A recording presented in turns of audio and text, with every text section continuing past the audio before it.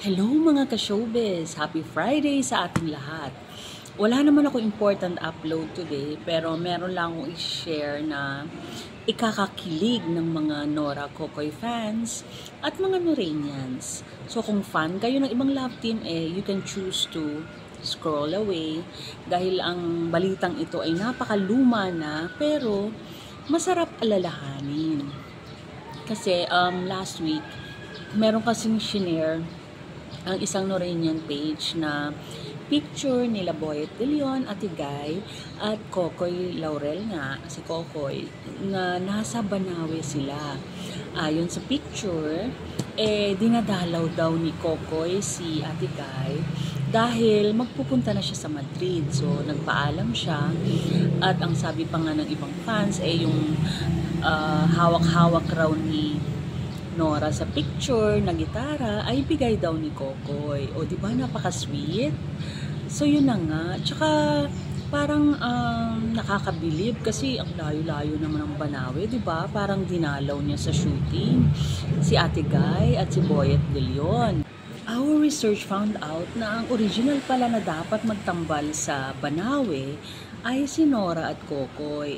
Pagkatapos na ito ng pelikula nilang Lollipops and Roses at Burong Talangka, Banawe was supposed to be originally yung ano pa rin, cultural film, pero fini-feature niya yung katutubong sayaw at awit. Tapos, ayun na nga, pagbibidahan siya ni Nora at Kokoy. Ayan.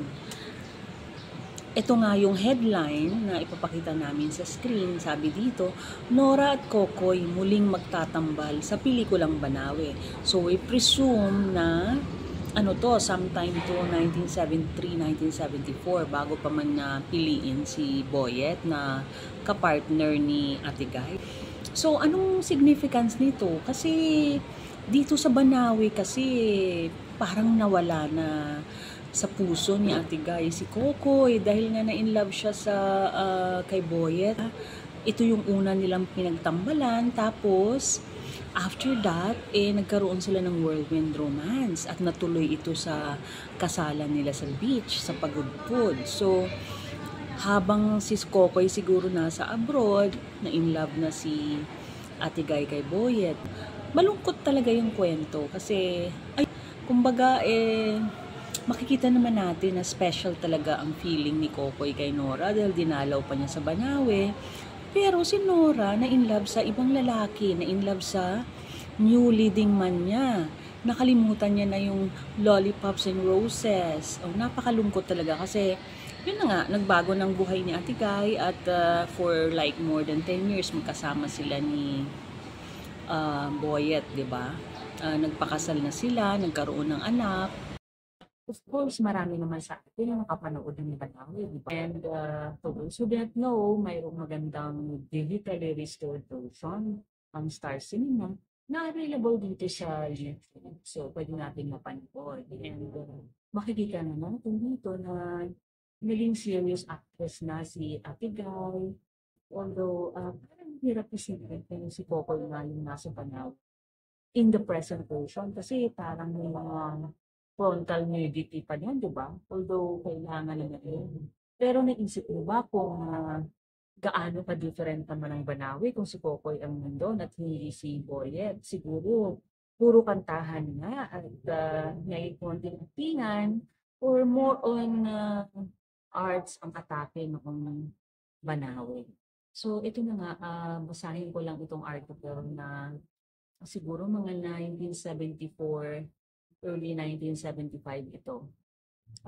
Ayun, magandang balita para sa lahat ng mga taga-subaybay ni Nora Honor at Kokoy Laurel. Muling magkakatambal ang inyong mga hinahangaang idolo sa pelikulang Banaw. Isang co-production venture ng NV at VL Productions, VL, Victor Laurel.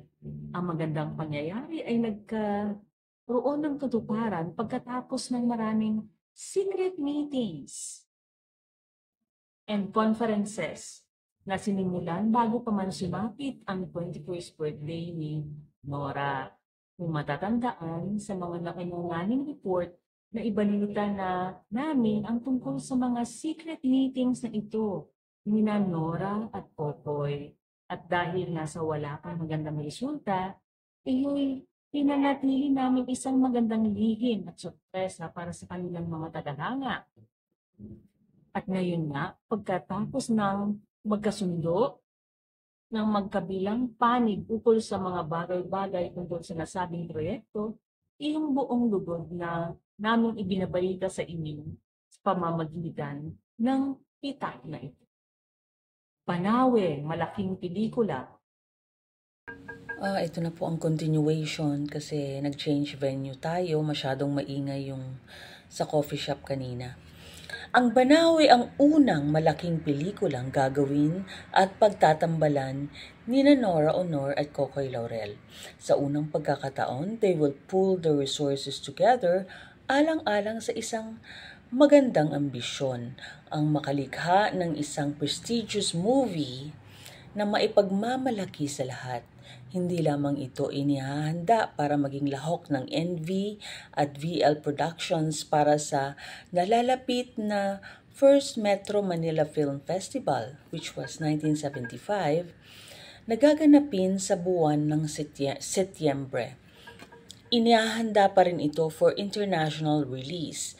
Isang cultural movie, ito'y magtatampok sa customs, traditions, culture, life, love, everything about Banawe.